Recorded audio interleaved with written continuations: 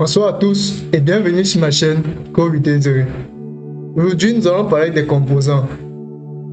Dans la leçon précédente, nous avons pu afficher notre première information à l'écran. Sans toutefois tarder, nous allons directement passer au vif du sujet.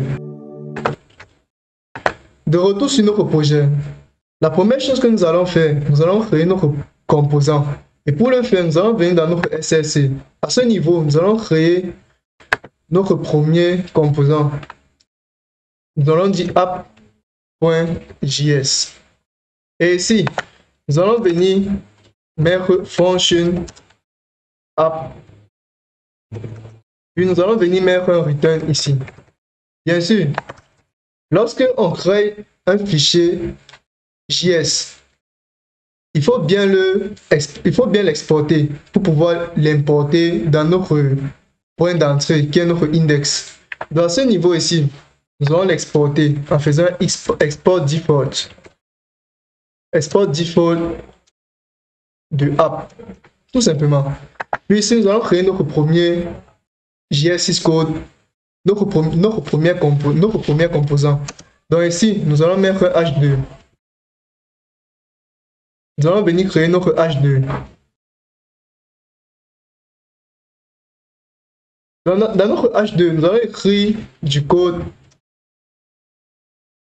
Nous créons des composants en React. Après l'avoir fait, si vous observez la dernière fois, nous avons pu avoir notre affichage de notre première interface. Ici, nous allons maintenant utiliser les notions du composant.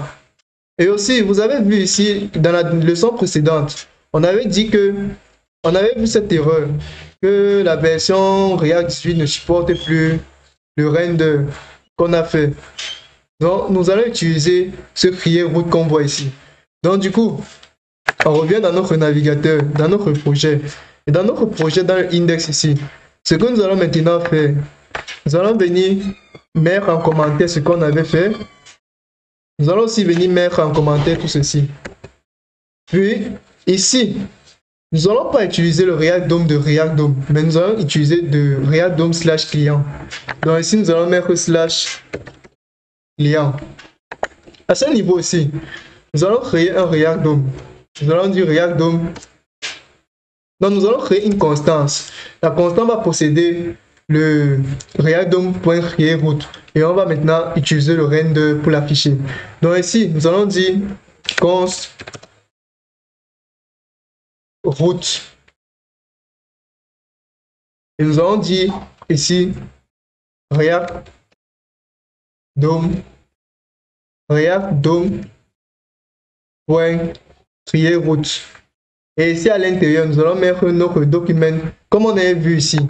Nous allons venir copier ceci. Nous allons copier ceci et venir mettre ceci dedans. Après l'avoir fait, nous allons venir utiliser le route-ci et faire un render sur ça. Route.render.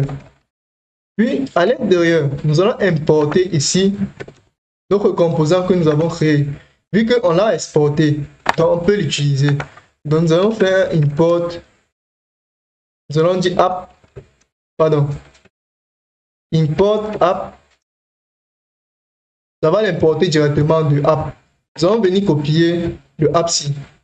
Et bien sûr, il faut mettre le appsi dans les chevrons ouvrantes et fermantes. Donc nous pouvons faire ceci. Nous pouvons faire ceci. Ceci fonctionne à merveille. Si on vient sur notre navigateur, vous voyez bien que notre composant a été affiché. Nous créons des composants en React. Vous voyez très bien qu'il a été affiché.